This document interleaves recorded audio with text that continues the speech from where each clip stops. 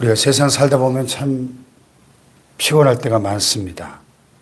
평생을 살면서 막 뼈저리게 느끼실 텐데, 세상은 늘 우리에게 더 높이 올라가라, 더 커져라, 남보다 앞서라, 이렇게 부추기죠. 무한 경쟁 시대니까. 그래서 우리는 평생을 발버둥 치면서 조금이라도 더 높은 곳에 오르고 좀 더 커지고 더 앞서가려고 애를 씁니다. 근데 오늘 본문을 보니까 예수님의 제자들도 우리와 별반 다르지 않았던 것 같습니다. 여기 1절을 보면 그때 제자들이 예수께 나와 이르되 천국에서는 누가 큽니까? 이렇게 묻습니다. 사실 이 질문 이면에는 제자들끼리의 미묘한 신경전이 숨어 있었습니다. 마가복음에 보면은 제자들이 길을 갈 때 노상에서 누가 더 크냐 서로 다투고 있었다고 기록하고 있습니다. 지금 예수님은 온 인류를 구원하시기 위한 그 십자가라고 하는 가장 낮고 고통스러운 그 죽음의 길을 향해서 뚜벅뚜벅 걸어가고 계신데 제자들은 엉뚱하게도 지금 예수님 옆에서 말이죠. 야, 예수님 왕국이 세워지면 내가 우의정하고 너는 좌의정해. 누가 영의정할 거야? 이러면서 자리 싸움을 하고 있었다 하는 거예요. 이게 동상이몽도 이런 동상이몽이 없죠. 그때 예수님이 어떻게 하셔요? 한 어린아이를 불러가지고 아마 우리 손자 이현이 정도 되는 한 5살, 6살짜리를 딱 가운데 세워놓고 시청각 교육을 하시는 거죠. 3절에 아주 폭탄 선언을 하시죠. 3절 다 같이 시작. 이르시되 진실로 너희에게 이르노니 너희가 돌이켜 어린아이들과 같이 되지 않으면 결단코 천국에 들어가지 못하리라. 이야, 진짜 폭탄 선언이네요. 이게 무슨 뜻일까? 예수님 당시 주 1세기 유대 사회에서 어린아이가 어떤 존재였을까요? 지금 특히 우리 대한민국은 뭐 하도 애를 안 낳으니까 그냥 애들이 진짜 VVIP에 어디 가나 우리 손자도 그냥 막 그 큰 교회에 다니는데 그 교회 가면 그냥 완전히 너무너무 사랑을 많이 받는데 애들이 하도 귀하니까. 근데 이 당시는 그렇게 귀하게 대접받는 존재가 아니었어요. 무슨 오병이의 기적 이럴 때 보면은 이 사람 숫자에 안 들어가죠. 여자와 어린아이 외에 5,000명이었더라. 사람 취급을 못 받는 시대예요. 여자도 그랬지만. 어떤 사회적인 지위나 권리나 힘이 없는 가장 약한 자의 대명사. 누군가의 돌봄이 없이는 스스로 살아갈 수 없는 절대 의존적인 존재. 그게 어린아이예요. 그러니까 지금 예수님이 말씀하신 이 3절의 의미는 이 어린아이와 같이 되라. 어린아이들과 같이 되지 아니하면 결단코 천국에 들어가지 못한다. 이 말씀은 유치해지라는 뜻이 아니에요. 어린아이처럼 낮아져서 내가 스스로 높아지려고 하는 교만을 꺾어버리고 하나님 아버지의 도움이 아니면 나는 하루도 단 한순간도 살아갈 수가 없다고 고백하면서 납작 엎드리는 절대 의존적인 상태를 지금 말씀하고 있는 거예요. 절대 의존적인 상태. 아멘. 예, 생명삼 오늘 본문 해설을 보면 참 기가 막힌 표현이 나오는데 세상은 높아짐에 경쟁을 하지만 예수님은 낮아짐에 선한 경쟁을 하라. 이렇게 말씀하신다는 겁니다.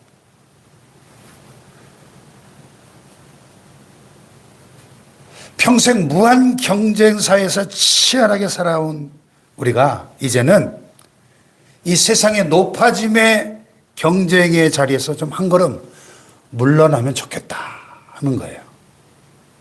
대신에 하나님 앞에서 누가 더 엎드리는가, 누가 더 낮아지는가, 누가 더 주님만을 전적으로 의지하는가, 이 낮아짐의 선한 경쟁에서 승리하시기를 주님의 이름으로 축복합니다.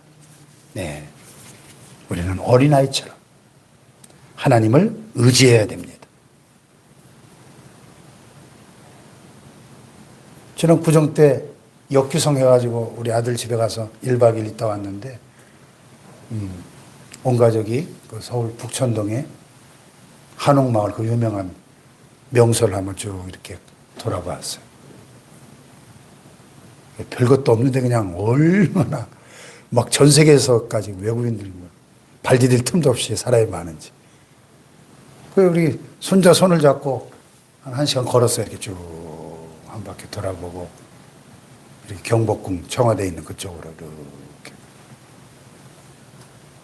자, 그 명소를 구경하는데 6살짜리 제 손자가 지 혼자서 거기 갔다 올 수 있나요? 뭐 100% 할아버지 손 잡지 않으면은 걔는 아무것도 못해요. 그렇죠? 절대 의존적인 상태 아닙니까? 그렇게 우리가 6살 꼬마처럼 부모의 도움 없이는 아무것도 할 수 없는 그 어린아이처럼 우리가 하나님을 그렇게 의지해야 된다는 겁니다.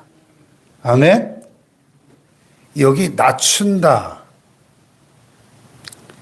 그러므로 누구든지 이 어린아이와 같이 자기를 낮추는 사람이 그랬는데, 이 낮춘다는 말 속에는 겸손하다는 뜻도 있지만은 평지로 만든다 이런 뜻도 있어요. 평지로 만든다. 내 마음에 울퉁불퉁하고 교만한 골짜기를 깎아내서 평탄하게 만들 때 비로소 주님이 내 삶에 편안하게 찾아오실 수 있고 그런 자에게 천국이 주어진다는 겁니다. 아멘. 그래서 세례 요한이 예수님보다 6개월 먼저 등장해가지고 뭐라 그랬어요? 첫 메시지가 뭡니까? 회개하라, 천국이 가까이 왔다. 그 이사야 선지자가 700년 전에 예언했죠. 세례 요한의 등장을. 광야에 외치는 자의 소리가 있어 이르되 너희는 주의 길을 예비하라. 그의 오실 길을 평탄케 하라. 평탄케 하라. 산마다 작은 언덕마다 낮아지고 골짜기가 메워질 것이다. 평탄하게. 평탄해진 그 심령에 주님이 오실 수 있기 때문에. 할렐루야. 예. 그 너희가 돌이켜 어린아이들과 같이 되지 않으면 결단코 천국에 들어가지 못한다는 이 주님의 말씀에 그 깊은 의미인 것이죠. 그 다음에 두 번째로 6절로 9절까지 이어지는 말씀을 보면은 참 무서운 말씀, 정말 엄중한 말씀이 나와요. 이제는 나를 낮추는 것을 넘어 다른 사람, 특히 연약한 자들을 실족하게 만드는 것, 죄짓게 만드는 일에 대해서 엄하게 경고하고 계십니다. 자, 여기 6절을 볼까요? 6절 시작. 누구든지 나를 믿는 작은 자 중 하나를 실족하게 하면 차라리 연자 맷돌이 그 목에 달려서 깊은 바다에 빠뜨려지는 것이 나으리라. 이야, 여러분 연자 맷돌 보신 적 있어요? 예. 이 소나 말이 이렇게 돌리는 그 어마어마한 그 맷돌을 목에 달고 바다에 빠져주는 게 낫다는 거예요. 작은 자를 실족하게 만든다. 거기서 끝이 아니에요. 여기 8절에 보니까 만일 네 손이나 네 발이 너를 범죄하게 하거든 어떻게 하라고요? 찍어내버리래요. 또 만일 내 눈이 너를 범죄하게 하면 어떻게 해요? 빼어내버리래요. 왜? 장애인이나 다리 저는 자로 영생에 들어가는 것이 두 손과 두 발 가지고 영원한 불에 던져지는 것보다 낫다는 겁니다.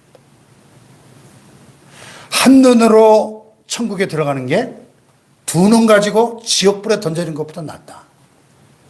야, 여러분, 그러니까 이 지옥을 부정하는 사람들은 예수님을 부정하는 사람들인 거예요. 지옥에 대해서 예수님보다 이렇게 강하게 말씀하신 분이 있습니까? 성경에. 이 말씀 읽고 이제 집에 가서 진짜로 막 식칼을 들고 막 눈 찌르고 그러면 큰일 납니다. 이 문자 그대로 신체를 훼손하는 뜻이 아니죠. 죄를 끊어내는 우리의 단호한 결단을 촉구하시는 과장법적인 표현이죠. 수사학적으로 과장법. 그만큼 단호하게 결단하고 죄를 끊어내라, 그런 의미죠. 오늘 묵상 에세이 보니까 오래전 개봉했던 영화 에일리언 이야기가 나옵니다. 옛날 극장이나 TV에서 보신 적이 있을 거예요. 거기 보면 막 너무너무 징그러운 그 외계 생명체가 나오는데, 근데 그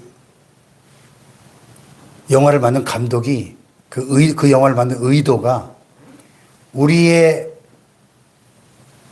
인간 내면에 잠재되어 있는 sinful nature, 이 죄악된 본성이 얼마나 파괴적인가를 보여주기 위해서 그것을 우리 안에 있는 죄성을 그 외계 생명체 에일리언이라고 하는 그 징그러운 생명체로 그렇게 묘사한 것이라 그래요.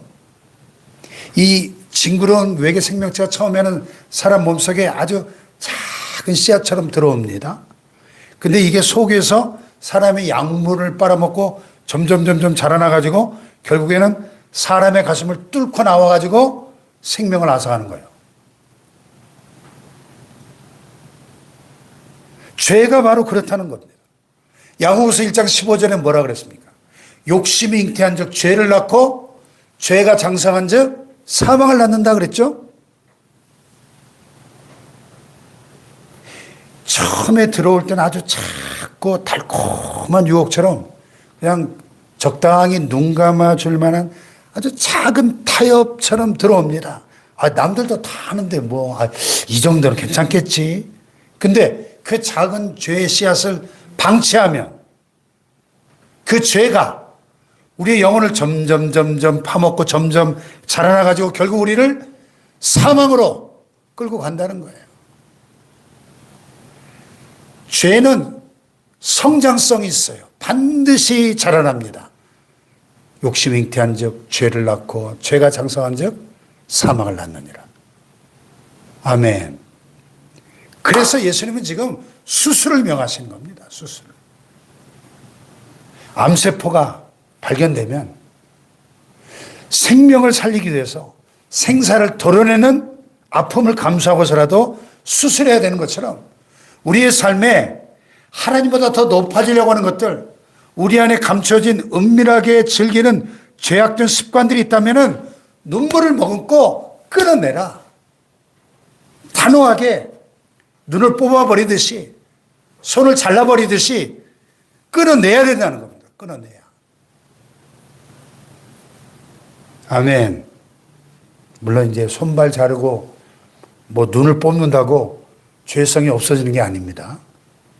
핵심은 오늘 본문 해설에 나온 것처럼 죄에 대해서 무능한 자가 되라는 겁니다. 죄에 대해서 무능한 자. 혹시 세상에서 조금 손해보고 세상의 기준에서 좀 무능해 보일지라도 죄를 짓는 일에 관해서는 철저하게 무능한 자가 되라 하는 주님의 간곡한 사랑의 외침이다 하는 거죠. 여러분, 오늘 하루 우리가 어떻게 살아야 될까요? 어린아이처럼, 절대 의존적인 어린아이처럼 내 힘을 빼고 주님의 품에 전적으로 안기시길 축복합니다. 예. 우리 손자노님이 북촌마을을 한 1시간 걸었더니 막 힘들어하는 거예요. 그래서 제가 그냥 번쩍 안아가지고 품에 안고 이렇게 걸었어요. 어린아이처럼. 예? 할아버지 품에 안긴 손자처럼. 그렇게 절대 의존적인 상태가 되어야 한다. 또 내 영혼을 병들게 만드는 은밀한 죄악의 습관들, 타협하는 마음들, 이 새벽에 성령의 검으로 말씀의 칼로 단호하게 끊어내시기를 축복합니다. 또 세상에선 작아 보일지 몰라도 미미한 존재처럼 보일지 몰라도 하나님 나라에서 가장 크고 존귀한 자로 칭찬받는 저와 여러분 되시길 주님의 이름으로 축복합니다. 기도하십시다. 말씀을 잡고 겸손하게 해달라고 기도하십시다. 어린아이처럼 자기를 낮추는 그가 천국에서 큰 자다. 주님 말씀을 기억하면서 주님 내 안에 평생 살면서 굳어져 버린 이 교만과 아집을 내려놓게 하시고 어린아이처럼 전적으로 하나님만을 의지하면서 세상의 높아짐의 경쟁이 아니라 낮아짐의 선한 경쟁을 하며 살게 하여 주옵소서. 두 번째는 영적 성결을 위해서 내 안에 감춰진 이 작은 죄의 씨앗을 방치하지 않게 하옵소서. 죄와 타협하는 나의 손과 발, 세속을 쫓아가는 내 눈을 성령의 불로 태워주시고 죄에 대해서는 철저하게 무능하고 거룩에 대해서 유능한 자가 되게 하여 주시옵소서. 우리 주여 삼차오 기도합니다. 주여, 주여.